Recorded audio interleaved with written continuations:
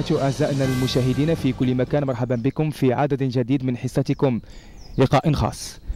هذا اللقاء نستضيف فيه ضيف مميز، هو أستاذ في المعهد الأوروبي للعلوم الإنسانية في لندن، مؤسس ومدير أكاديمية النجاح العربية، دراسات عليا في علوم التربية، وناشط في الجالية الجزائرية بلندن، عضو مؤسس للفيدرالية الجزائرية لمسجد باريس. إنه الأستاذ بدي تباني. مرحبا بك أستاذ. مرحبا، أهلا وسهلا. بداية، من هو بدي تباني وكيف كانت البداية؟ طبعا للتذكير، بدي تباني من سكيكدا الجزائر إلى لندن وإنجازات كبيرة في لندن. عرفنا المشاهد من هو بدي تباني وكيف كانت البدايات. بسم الله الرحمن الرحيم، الحمد لله والصلاة والسلام على رسول الله. شكرا أخي أسامة على هذه الاستضافة.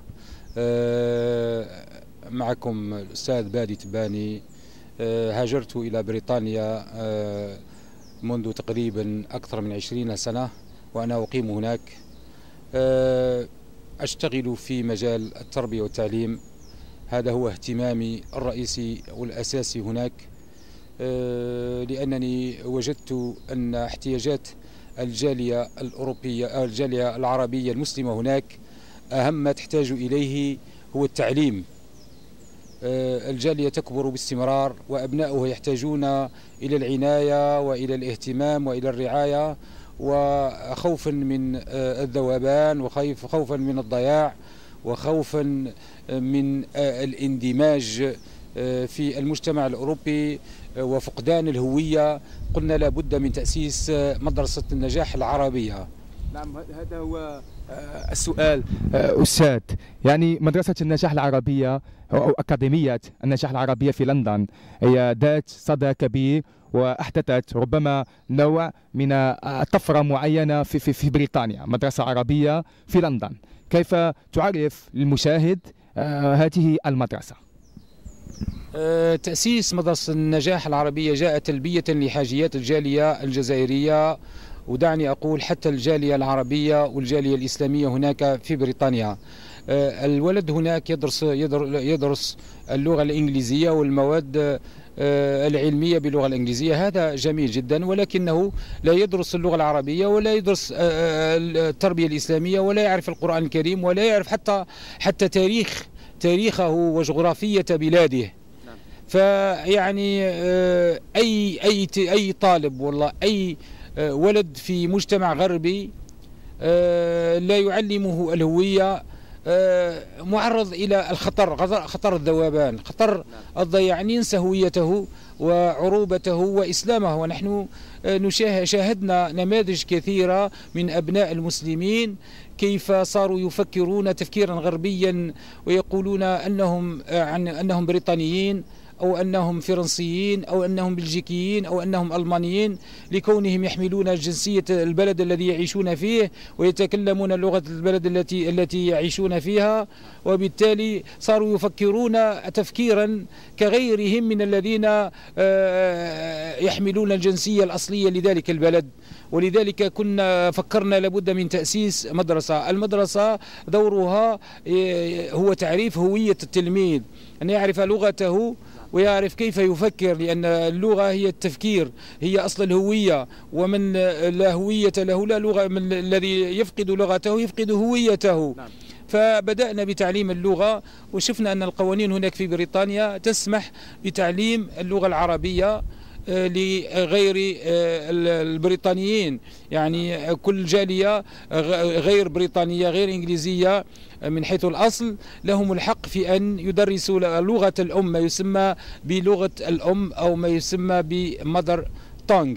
فهذا القانون هذا نحن استفدنا منه واستغليناه، وقلنا لابد من فتح مدرسة عربية تدرس أبناء الجالية. في البداية كانت الفكرة موجهة فقط لأبناء الجالية الجزائرية، ولكن الحمد لله فتحناها وهي مفتوحة لكل أبناء المسلمين وكل أبناء الجالية العربية في ذلك البلد، وكان هناك إقبال والحمد لله.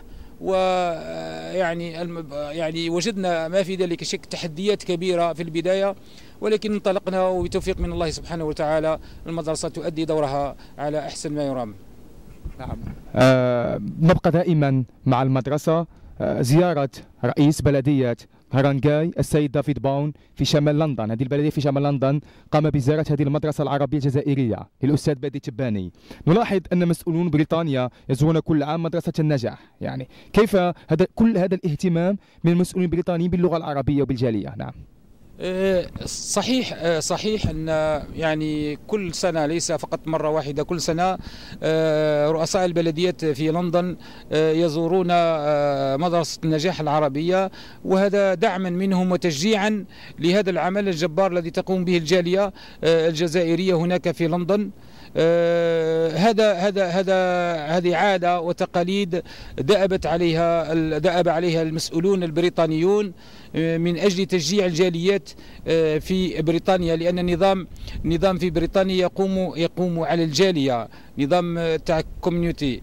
فعلى عكس في فرنسا مثلا هناك دعوة إلى الاندماج، لابد أن تندمج، لابد أن تتخلى عن هويتك، لابد أن تتخلى عن لغتك، لابد أن تتخلى عن ثقافتك، لابد أن تتخلى على تقاليدك، على عادتك، حتى يعطونك مثلا جنسية أو تعتبر مواطن فرنسي. وبالتالي إذا لم تقم ما يفعلون به لا تعتبر رجلا مندمجا أو شخصا يستحق أن يحمل الجنسية البريطانية الفرنسية عفوا.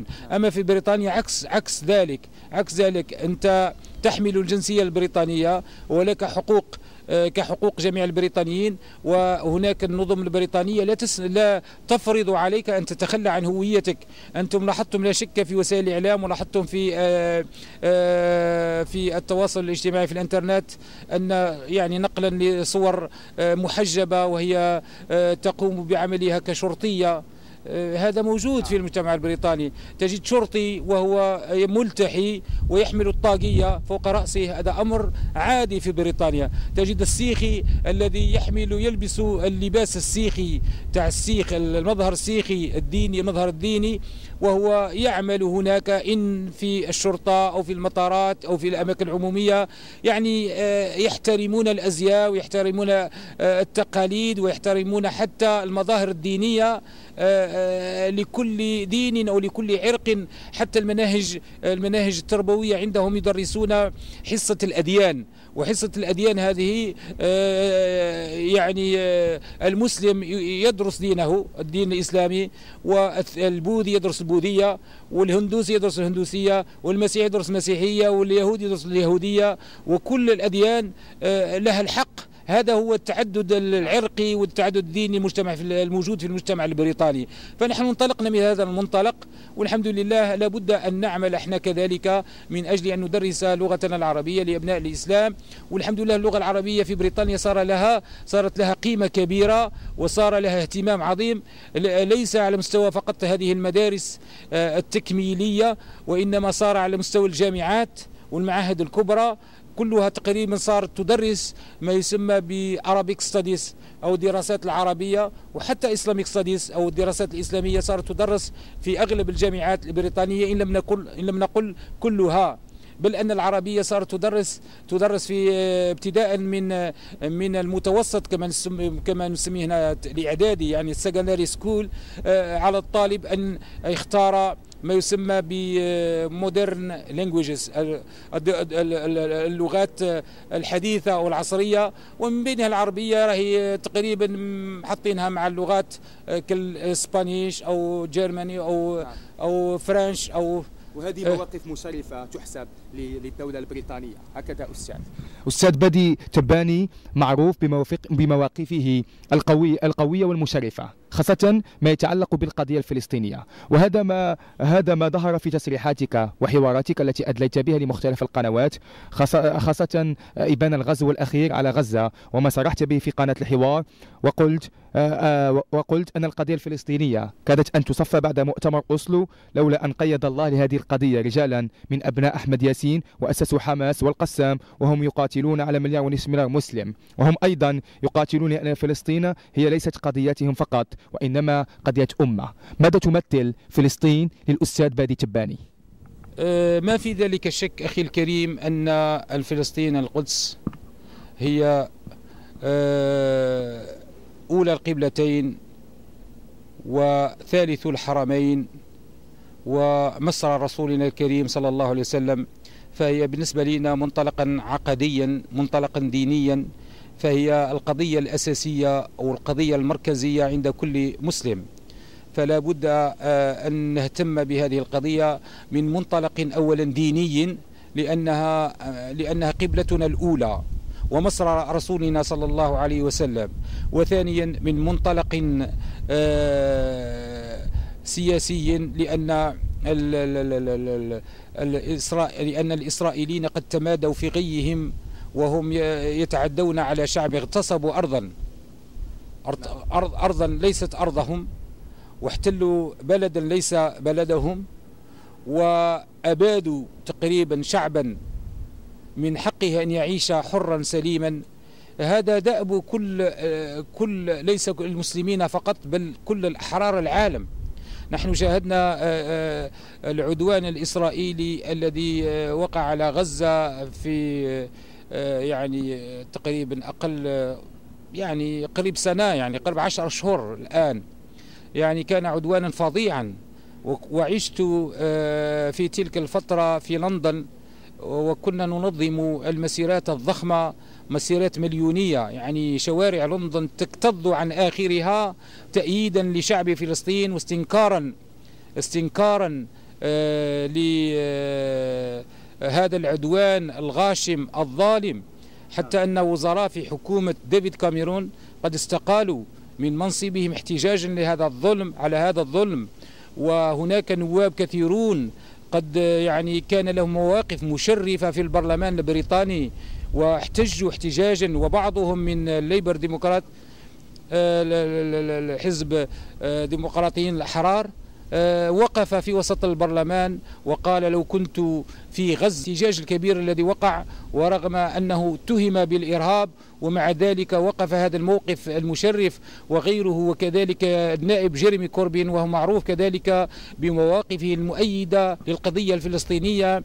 إذا كان هذا موقف البريطانيين الغير المسلمين، فمن واجبنا نحن كمسلمين نقف مع قضيتنا الفلسطينية وأن ندعم هذا الشعب الفلسطيني المظلوم. نعم، في هذه النقطة أيضا ذكرت في نفس قناة الحوار أن أمريكا اللاتينية كان لها موقف مشرف مع القضية الفلسطينية، خاصة رئيسة البرازيل التي قالت أبناء غزة يذبحون، أين أنتم يا عالم؟ نعم، كيف نعم، هذا ما نتأسف عليه للأسف الشديد. كان واحد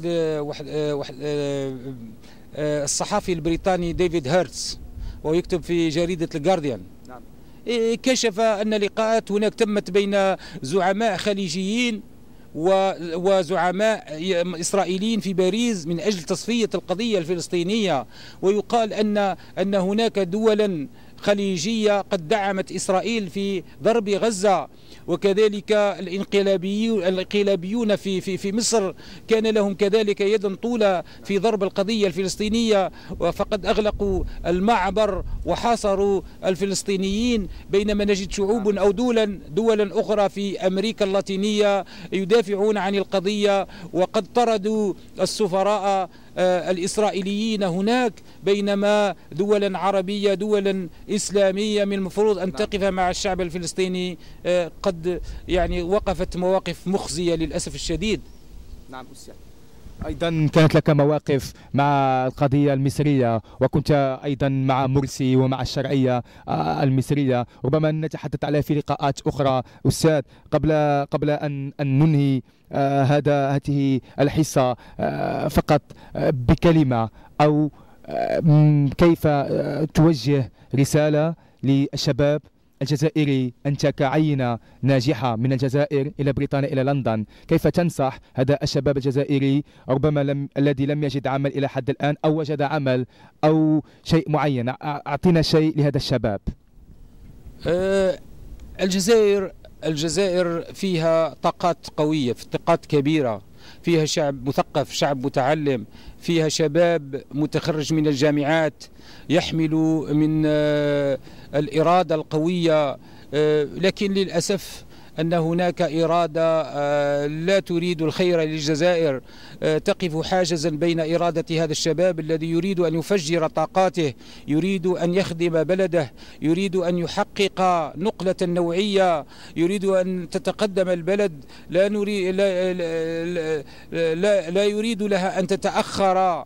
الجزائر تملك إمكانيات كبيرة وتملك ثروات كبيرة، فلماذا لا تستثمر في الشباب؟ لماذا تترك هذا الشباب يفكر في الهجرة إلى الغرب؟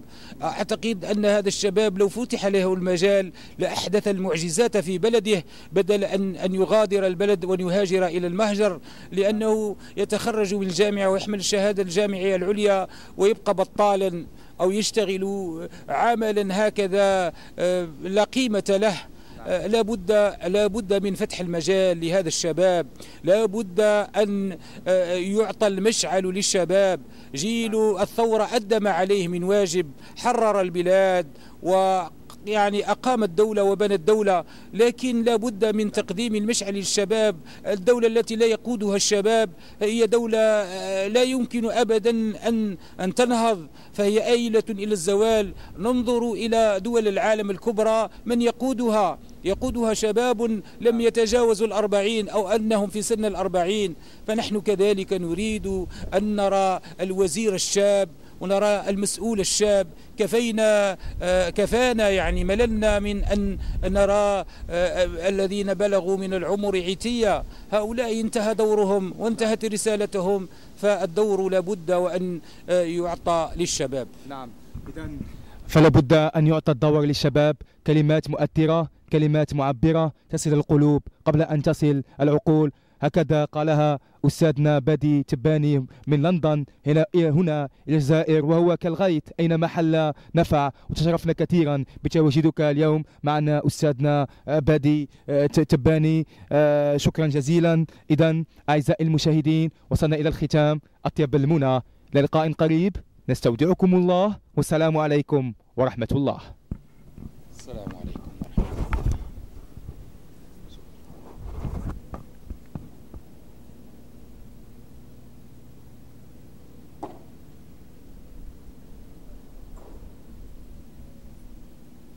خلاص.